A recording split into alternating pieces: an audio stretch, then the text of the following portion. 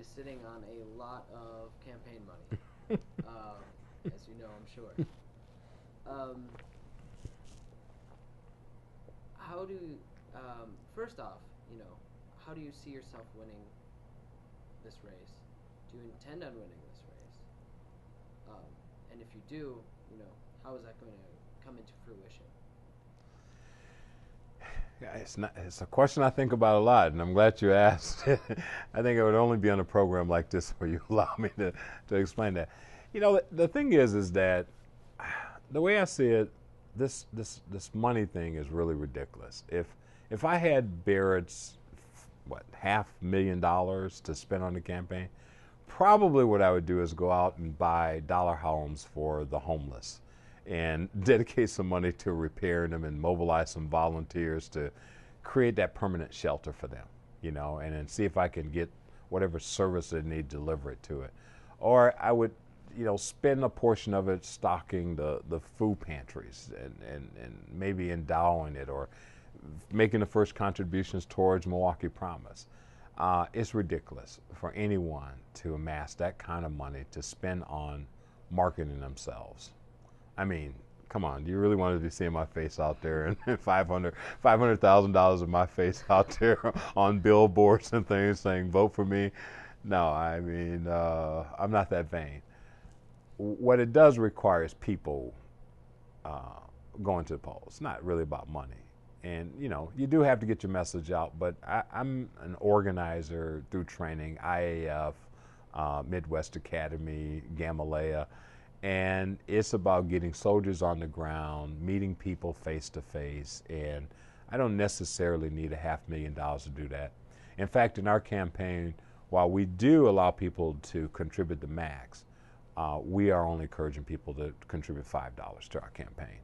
And that is to keep and honor Senator William Proxmire, who I had the good fortunes of interning with when I was a sophomore in college in a project called Reclaim America, and that was the establishment of the Community Investment Act, as well as Fannie Mae and Freddie Mac, which is at the center of some of the controversy now with Occupy and stuff.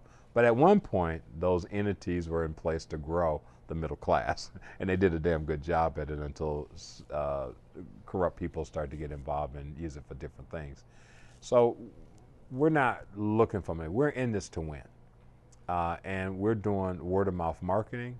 We are using alternative media sources like yours, which I think is the 22nd century that's just currently, getting a start right now. And to me, this is hipper than a lot of the mainstream media where you're just rushed into 15-second sound bites and people are stripping you to give the good quote, and it's like, well, what does a quote mean, Whereas I can work with you guys, this get posted on website, it's YouTube, it can be edited in many different ways. And that's what I appreciate about the innovation of young folks today.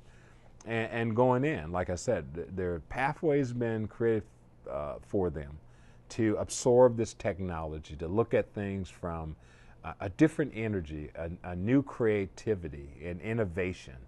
And we have to bring that to the forefront in Milwaukee. I'm of the opinion, and I've been a lot of places in this country, the East Coast, the boroughs, Harlem, I've been to Newark, I worked in the Twin Cities, and all of these so-called fabulous places. But the one thing about Milwaukee that I see, there's this under 45 population right now that's bursting at the seams, that are ready to transform this community into, just this incredible mecca at the center of this Frost Belt states that's about, they want to climb to the top. And I feel it. It's almost like when I worked in the Twin Cities and things started to shake there, or being out in Portland or Seattle. We've got this cuffs, and we got to pull back some of this crusty, stale yesterday and allow tomorrow to just come forward. And I would love to be in City Hall and, like I said, allow for those planning councils to get in place, to write plans, and let that creativity flourish while we float the resources for that to all just come alive. And I think it's our time here in Milwaukee when you consider where we're strategically situated. Detroit, Chicago, Madison, Minneapolis, St. Paul, we're the last beacon that needs to rise now. And I think that transforms not only just Wisconsin, but I think this whole Frost Belt region. And it would be a wonderful thing to be in the mayor's office to help facilitate that.